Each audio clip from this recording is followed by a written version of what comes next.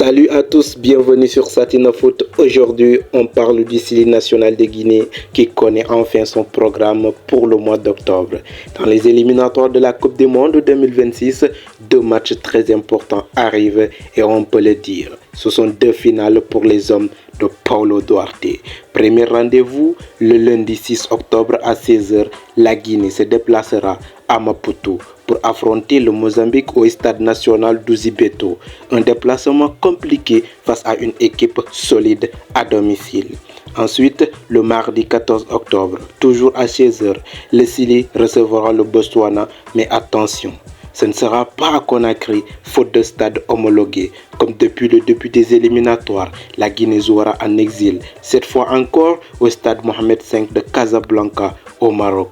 Au niveau du classement du groupe G, la situation est tendue. Après 8 journées, la Guinée est 4e avec 11 points. Devant, on retrouve le Mozambique et l'Ouganda avec 15 points. Et surtout, l'Algérie solide leader avec 19 unités. La Somalie ferme la marche avec seulement 1 point. Concrètement, la Guinée doit gagner ses 2 prochains matchs pour garder l'espoir d'aller au mondial. Battre le Mozambique permettrait de réduire l'écart avec un concurrent direct et une victoire contre le Botswana à Casablanca offrirait une vraie relance. Mais le contexte reste difficile. Oui, le contexte est très difficile.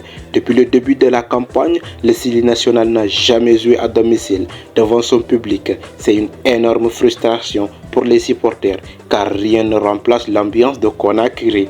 Et oui, rien ne remplace l'ambiance de Conakry. Malgré tout, l'équipe doit faire avec et continuer à se battre. Rappelons que pour ces qualifications africaines, seul le premier de chaque groupe ira directement à la Coupe du Monde 2026.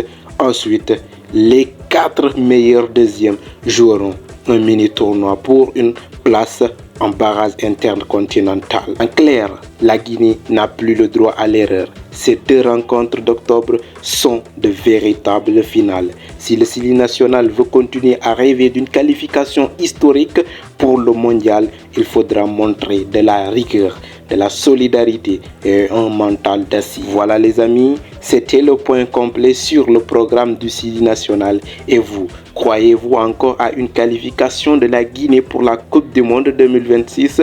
Dites-le en commentaire, likez la vidéo et abonnez-vous pour ne rien rater de l'actualité du football guinéen.